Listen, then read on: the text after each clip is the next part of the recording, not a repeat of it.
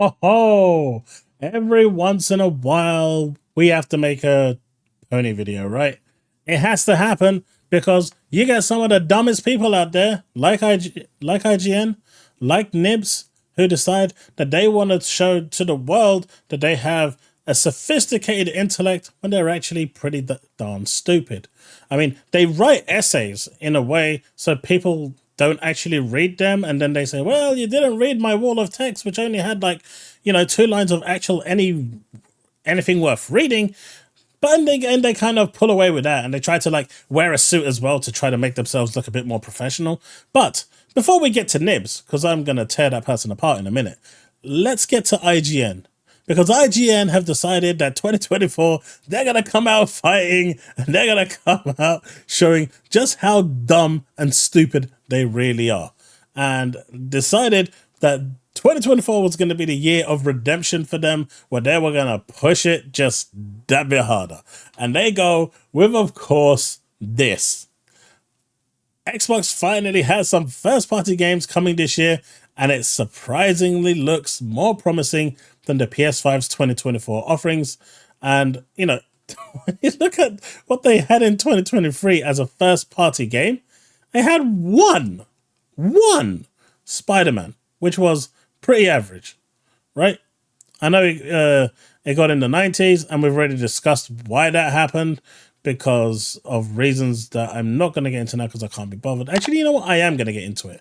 2/3 of that game was pretty average and below par. It's something I said in my review as well. But the final third was pretty damn good. And you usually remember the final third of anything you do. You don't remember what happened in the first 20 hours. That last 5 hours is what sticks to your head and is the most memorable. And it was memorable. The Venom part, the Craven fight, everything there was just really well done. But it was only in the final third, if not the final third, maybe the final quarter. There were a lot of scenes in that game that were just plain annoying, frustrating.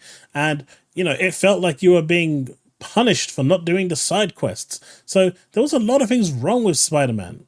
But, the final third or the final quarter actually pulled through. And it actually, is what sticks to you. And that's where people have those rose-tinted glances and they judge a game based on the final run into the actual game. But IGN say that Xbox finally has some first-party games coming this year, and they have already been community noted. In 2023, Xbox released Hi-Fi Rush, Redfall, Minecraft Legends, Forza Motorsport, Starfield, and updates for their live service games. They released a lot of games in the first year, but apparently none of those were first party. I think Xbox had 6 first party games into 2023. I mean, they're just getting completely ratioed now by everyone.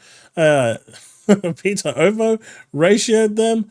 At community notes, Xbox had more first party games than PlayStation in 2023, namely Hi-Fi Rush, Redfall, Starfield, Forza Motorsport. It doesn't matter how good these games were. The fact is they had more. They had more. And as you can see here, he's also ratioed them. This information is false and misleading. Xbox had so. I mean, everyone knows. I even tagged what's his name, Destin from IGN, to show this is the problem that people have with IGN. The whole tax thing that came out last year that was doing the rounds when we went for that whole tax era. This is the reason, because they just spread lies. You can see Stein here. Right? Starfield, Forza Motorsport, Hi-Fi Rush, Minecraft Legends, Redfall. Like, none of these counted as a game in 2023? None of these? PlayStation had no first party, but they were leading the pack because they had Spider-Man. But, as you can see here, multiple posts. A Microsoft document has confirmed that Elder Scrolls 6 will skip PS5 and only launch on Xbox and PC. How many times did they post this? Multiple times. As a first party year, they didn't do too bad. 2021 they had Forza Horizon 5, Halo Infinite, Flight Sim. 2022 they had Pentiment and Grounded, albeit it was really weak, but they still had 2. 2023 they had we didn't even put Killer Instinct in there or Age of Empires. And again, this isn't even included the expansions to Elder Scrolls Online and Fallout 76.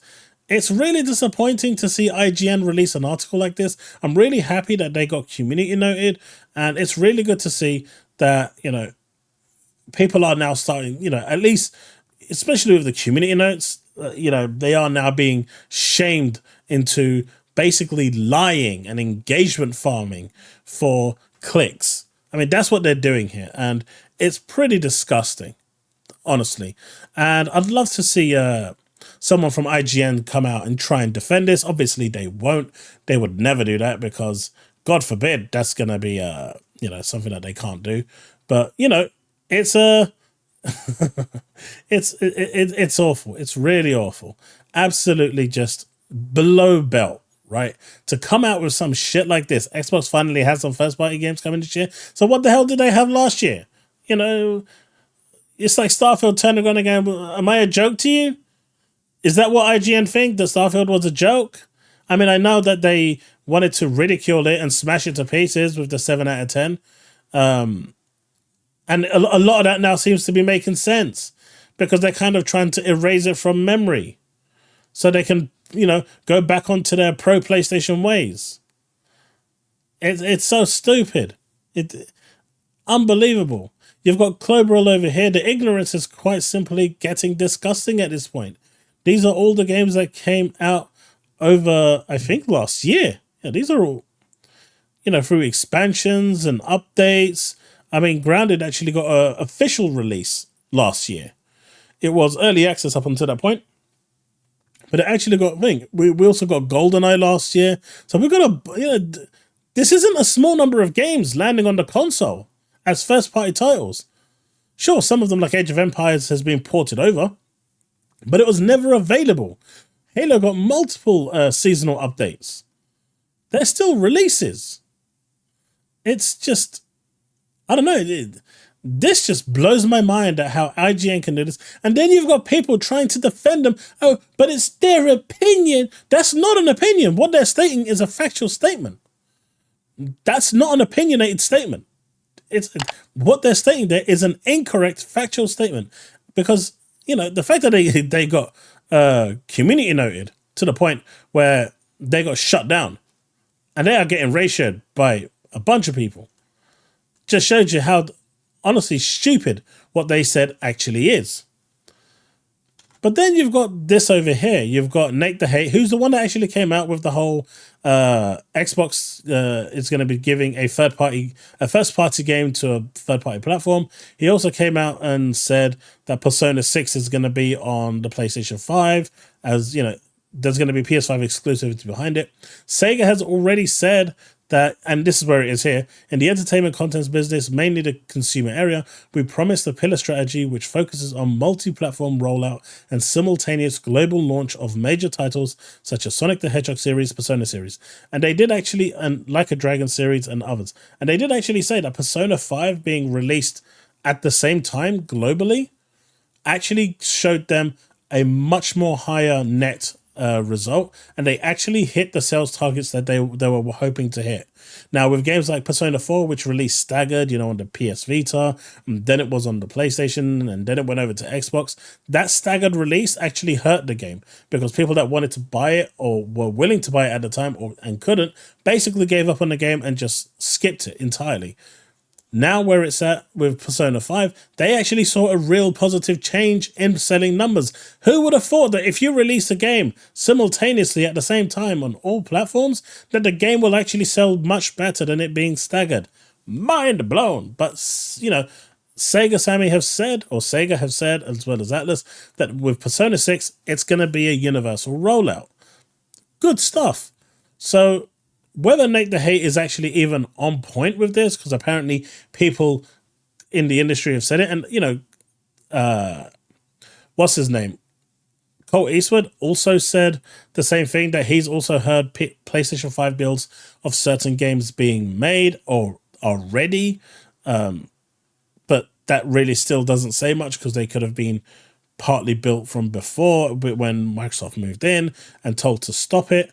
So we don't really know anything really about that, but it does put a little bit of shade on this whole Nate the Hate and Microsoft pushing games. We're still awaiting Microsoft to make that confirmation real, but we'll soon find out. Then, of course, we have this guy, Nib, who says he's not a pony, but he is a pony. He's pretty much as of a pony as Reforge is. He decided to post this whole thing here, basically TLDR. People were saying, why don't you port, Helldivers 2 to Xbox? You'll get more sales. You'll get more players playing. He said, no, you won't get more players because it costs more money and all this and all that. But if you post it from Xbox to PlayStation, it's actually, you're going to get more money and it's not going to cost you much to port it. So you can see how it's one rule for one and one rule for the other. And then they started going bullshit into the whole number of Game Pass subscription sales and stuff like that. And, during the leaked documents where Microsoft accidentally leaked their own documents stupidly, there was a slide in there that said that Game Pass had hit 44 million. Now, I've looked and I couldn't find it. I have actually posted it on Twitter. I've gone back about 3 months. I couldn't find it. And I'm not going to waste my time looking for it. I know it's there. But I decided that, you know what? I'm going to go through another approach and get that information another way. And that's exactly what I did, right? So I went over here and I got this information. Number of Xbox gaming subscriptions on console worldwide as of April 2022 by service. And this is Game Pass. So Xbox Game Pass was at 21.9 million. And Xbox Live Gold, which is now Xbox Core, was at 11.7 million. Now, these numbers track because this is what they were. Now, that is 33.6 million. Almost 34 million, which is what it says here. Now, as we know, PC Game Pass was actually really successful in the fact that it had 15 million subscribers, as we can see here. Partnered with the creative directors at Bethesda and Xbox Studios to pilot new growth ideas, making it easier for over 15 million PC players to enjoy Game Pass. Now, that's not part of that thing. And that's excluding those numbers. And we know that 15 million has been touted for PC a number of times now. So correct me if I'm wrong here, right? But if this says excluding PC Game Pass and it's at 34 million, and then we know that at the time of that post, PC Game Pass was on 10-15 million, would my numbers of around 44 million actually make sense? So I'll give you the maths. 33.6 million plus 10 to 15 million. Now, I'm going to put it on the low end of 10 million, right? I said 44. Almost 34 million plus 10. But now the goalposts are moving because I can't find that particular slide because they've been scrubbed off pretty much everywhere that I can think of. But now he's saying, oh, well, you didn't come back with that 44 million slide, and I don't care that you're showing me this as proof. I don't want to see that. That is pretty much what he's saying, right? I've proven to him here that Xbox Game Pass has a plethora of Game Pass subscriptions. Now, granted, 11.7 million of those have been, integrated into it through Xbox Live and renamed into Core. But Xbox Live Gold is no different to PS Plus, where the PlayStation Plus subscription for PS4 and PS5 combined is at 71%. That is Xbox, PlayStation Extras. 71% of PlayStation users are on PlayStation Essentials. A very small number is on Extras, and even smaller is on Premium. But can you imagine? 71% of their subscribers are on Essentials, the cheapest one. So if you can account that in your subscription numbers, then you can count this as well, right? Now, he also made the claim that those subscription numbers are stagnating, right? How do we know that they're stagnating?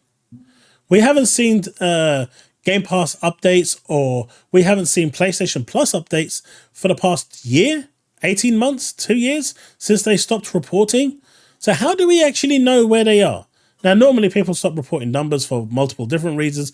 Could be because the numbers are dropping, which is why Sony originally actually stopped reporting those numbers because they saw a sharp dip. But at the end of the day, if they're not reporting the numbers, how can you say it's stagnating? And when I've asked, where's your proof? He goes, well, if you look 2-3 years back, the numbers weren't moving much from 41 to 45 million. I don't care about 5 years ago or back in 200 BC. I'm talking about where is your proof right now? But if you look back to 200 BC, you will see that the numbers weren't moving very much. But where's your numbers and your proof now? If you look back to 200... Okay, I give up. I give up. You know what? What they need is a special dose of this. Because PlayStation greatness, Spider-Man 2, because apparently it sold phenomenally well. The MAUs for Spider-Man apparently are all over the place at the moment because it's doing like really, really well. Being sold for under a $5. And these are all the PlayStation Spider-Man games that are available to buy over in Japan. From as little as $5 USD. And don't forget, right? These are all players playing the game. And none of these transactions are actually going to Sony. The people that are making this money is little Timmy and his little bank account. All these copies of Spider-Man are being sold and all that proceeds are going to little Timmy. Nothing goes to a thing. So are they now saying that MAUs are a good thing? But it was bad when Microsoft was doing it? Or is it still bad? Or is it only good when Sony does it and not good when... I'm confused. But as you can see, it's a...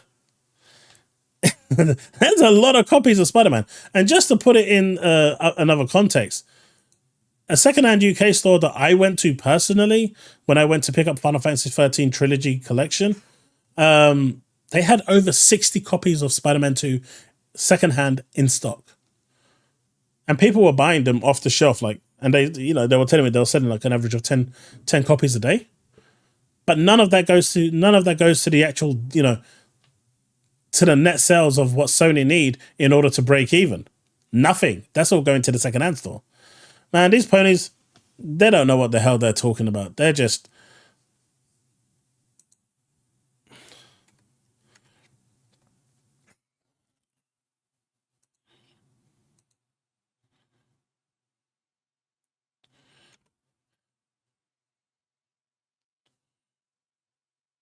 They just have no clue what they're talking about, man. And, going back to this IGN thing, it's, I've tagged Destin. I'd really love to see what he actually is going to say. I don't think he's going to say anything because he's not in a position to say anything. But this is why the whole tax thing exists, right? This right here. It's just such a stupid thing to put out there. But it's all for engagement. It's all for clicks. And they are willing to lie to their community in order to get clicks. And even in this position that they're in right now, they are still trying to say that PlayStation had a better year in 2023 when they had one first-party exclusive. That's what was released for Xbox. But I think Nibs will eventually block me. And I probably won't be able to make fun of him anymore because that dude's, I think he's lost it at this point. I provided him with evidence. He's denying the evidence and saying that it's not good enough. You let me know in the comment section below, is the evidence I've provided good enough or not? Let's have that discussion, and I'll see you in the next one. Don't forget to like and subscribe. Hit that bell to stay notified of all content I release. And of course, if you want to support me further, you can do that through my Patreon, YouTube membership, and of course the super thanks. Thanks for all your support. Until the next one, remain legend.